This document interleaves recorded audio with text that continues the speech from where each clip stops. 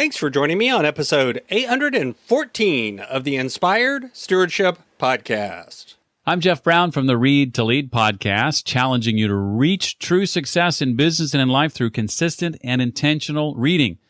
One way to be inspired to success is to listen to this, the Inspired Stewardship Podcast, with my friend Scott Mater.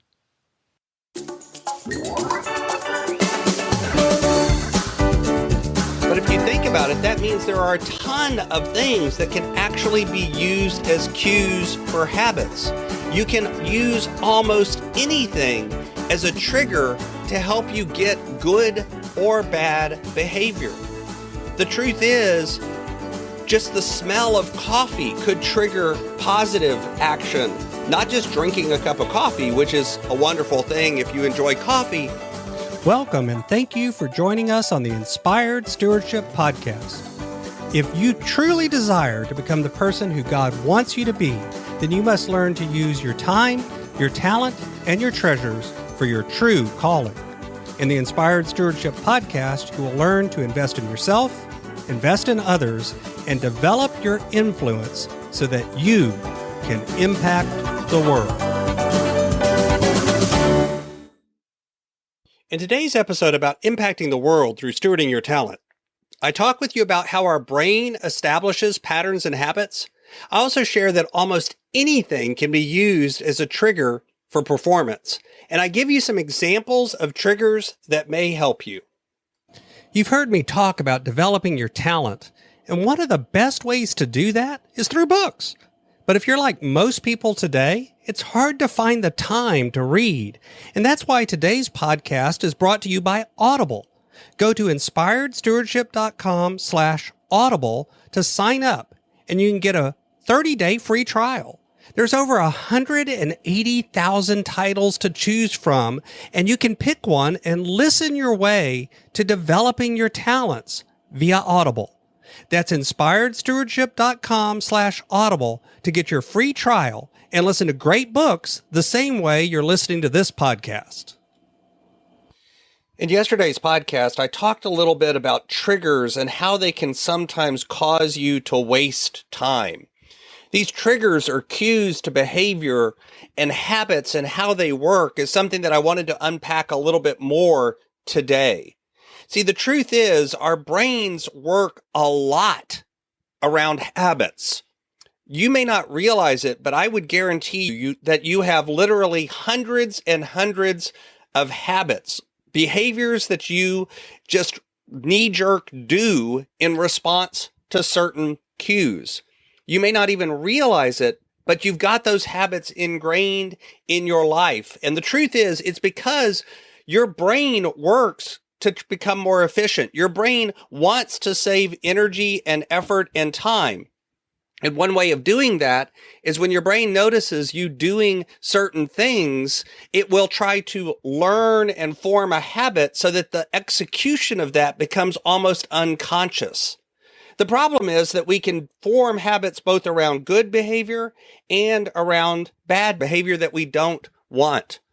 See, habits can be harmful or habits can be good. You could have the feeling of every time you do a certain thing, you reach for a negative behavior, whether it's smoking a cigarette or eating too much food. But you could also have a habit or a cue and a behavior that triggers you to exercise or go running at a certain time or just put your seatbelt on without thinking about it. You execute on habits each and every day. If you've got a route that you drive to work that's the same route every single day, you've probably had the experience of pulling into the parking lot at work and realizing that you never even thought about the drive. You just executed it by habit. And in fact, you may even have had the experience of showing up at work on your day off because you left the house at roughly the same time and your brain just drove you to work. And then you got there and recognized that you weren't actually trying to go to work. You were trying to go to the store or somewhere else, but your brain just executed that habit without thinking. See, habits are built through learning and repetition, doing it over and over again. It takes time to form a habit, and it takes time to break a habit. They begin because you associate a cue or a trigger with a response that meets some sort of goal. If you execute this pattern of turns, you arrive at work safely. And so your brain just learns that and says, okay, if I leave the house at roughly this time, I'm going to work. So I just execute that pattern. Ultimately, that behavior becomes triggered by that cue because you've gotten a consistent reward. Your brain has gotten the result that it wanted. That's what we call a habit loop. It's these elements that work together to form a habit. You have a cue or a trigger, then you have the routine or the behavior that you execute, and then you have the reward. And the reward doesn't necessarily have to be anything major or big. It can be something even temporary. This is one of the reasons why when we, for instance, get triggered to check Facebook, the little bitty tiny dopamine hit with that we get is enough to become a reward for checking Facebook. And you keep checking that over and over again. A routine, by the way, is something slightly different. It does involve repeated behavior, just like a habit does, but it doesn't usually happen in response to a particular trigger or cue. It's more just something that you execute when you want to. Now, eventually that could become a habit, but initially a routine is something that you actually have to force yourself to do rather than something that happens automatically. And habits are hard to break because often we're unaware of those and we don't work well with them. So the cue I've mentioned yesterday when we were talking about time is very important because when you want to break a habit, when you want to reform and recast a habit and make it go down a new channel, the behavior is obvious. We usually feel the behavior. We know what we're doing in response. But what is less obvious is what's the actual cue that caused us to execute that behavior? What started the loop? That trigger or that reminder or that cue can generally fall into a handful of categories. You're usually either triggered by the location, where you are. Sitting down at your desk at work may trigger certain habits to execute. You're triggered by the time. Getting up in the morning might trigger certain habits. Going to bed at night, some being lunchtime, whatever it is. You're triggered by your current emotional state. I feel stress, so I go check Facebook. You may be triggered by the people around you. When I'm with these people, that's when I execute this habit. That's when I drink excessively or behave in a way that perhaps I normally don't want to, or do other activities, both positive and negative. Remember, you also could be triggered by the people around you to exercise more or do other good things. And you're triggered by your previous behavior or action. This is where you have what is called a habit stack, where one habit triggers the next habit, which then triggers the next. These are the general categories of cues that you can have. But if you think about it, that means there are a ton of things that can actually be used as cues for habits. You can use almost anything as a trigger to help you get good or bad behavior.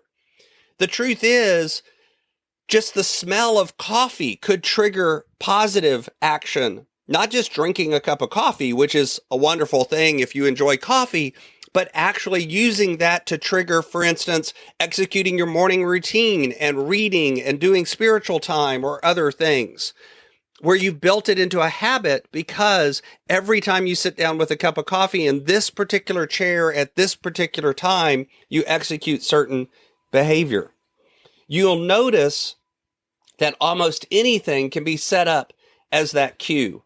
A particular time of the day, a particular location.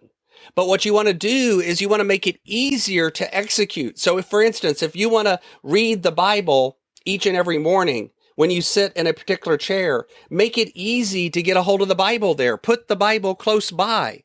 Lower the barriers to not executing on the habit. Make it as easy and smooth as humanly possible to actually begin the habit, especially when you're first trying to form it. And then over time, it will get easier and more automatic. Think about the kinds of behavior that you want, and is it best going to be triggered by a location, by a time? Your current emotional state is one where you often need to replace a bad habit with a good one. If right now, every time you're stressed out, you perhaps go and get ice cream, then you need to change that where every time you're stressed out, you do a different behavior. And that's going to take time and effort. And it usually also requires making it difficult to execute on the old habit. In this case, that would mean get all the ice cream out of the house for a while, until you've been able to form the new habit of perhaps exercising and going for a walk whenever you're stressed out. Think about, is it the people around you? Do you need to either hang out with different people, or do you need to educate those people to help support you in the new habit formation? And are they the kind of people that will? And if they are, then you can actually use them to help trigger the formation of a new habit in place of the old one. See, the truth is we're often forming habits by breaking old bad ones and replacing them with new good ones. And to do that, you have to really examine what is triggering the behavior before you can replace and change it with a new behavior. Thanks for listening.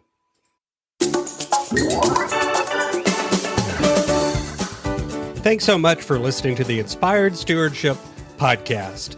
As a subscriber and listener, we challenge you to not just sit back and passively listen, but act on what you've heard and find a way to live your calling. If you like this episode on the stewardship of talent, you can go over to inspiredstewardship.com/talent and sign up for our 5-week series on the stewardship of talent. Or if you're in the U.S., you can text 44222 talent tips. That's talent tips to 44222 and get those tips. Until next time, invest your time, your talent, and your treasures. Develop your influence and impact the world.